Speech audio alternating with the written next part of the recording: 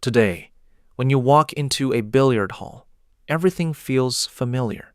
A green table, a few cue sticks, and colorful balls under bright lights. And with one clean shot, the whole game can change. For many people, billiards is just a fun game with friends. But behind that green table is a story that goes back hundreds of years. Billiards did not begin in a pool hall. It did not even begin on a table. It began outside, on grass. Long before modern billiard tables existed, people in Europe played outdoor games with wooden sticks and balls. These games were popular among nobles and wealthy families, but there was one big problem: weather. What happens when it rains, or when winter arrives? The upper class still wanted to play, but they did not want to depend on the weather. So the game slowly moved indoors. People created a raised table to replace the lawn. Then, they covered it with green cloth to remind players of the grass outside.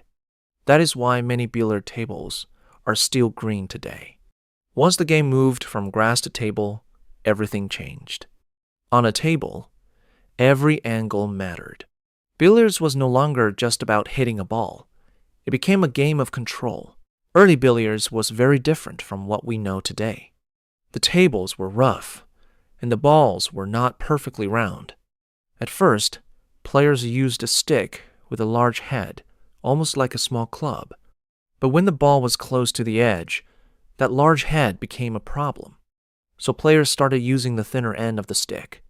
Over time, that idea became the modern cue: a longer stick, a smaller tip, and better control. With that simple change, billiards became much more technical. For a long time, billiards was a game of kings, nobles, and wealthy people. You could find billiard tables in palaces, large homes, private clubs, and elegant social rooms. Billiards was quiet, strategic, and full of skill. A good billiards player did not just hit hard. They had to read the table and think ahead. In many ways, billiards became like chess on a table. As time passed, billiards slowly left the palaces. Clubs became more common, and equipment became better. Players began creating different versions of billiards. One version is carom billiards, played on a table without pockets. In carom, players score by making the cue ball contact other balls in specific ways. Carom is all about angle, speed, spin, and perfect control. Another version is pool. Pool became popular because it is easy to understand and fun with friends. Then there is snooker. Snooker uses a larger table, more balls, and more complex strategy. Carom, pool, and snooker are different, but they share one heart: the art of controlling a ball with a cue. One of the biggest things that changed billiards forever was spin. Hit the center, and the ball moves naturally.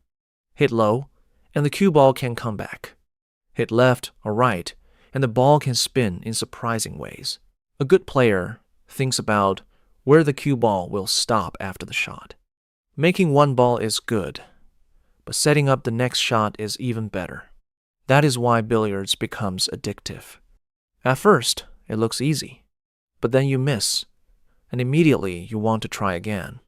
Every missed shot teaches you something. Billiards is relaxing, but competitive. Today, billiards is also a real sport. At the professional level, one mistake can change everything. From royal lawns to modern billiard halls, this is the story of billiards.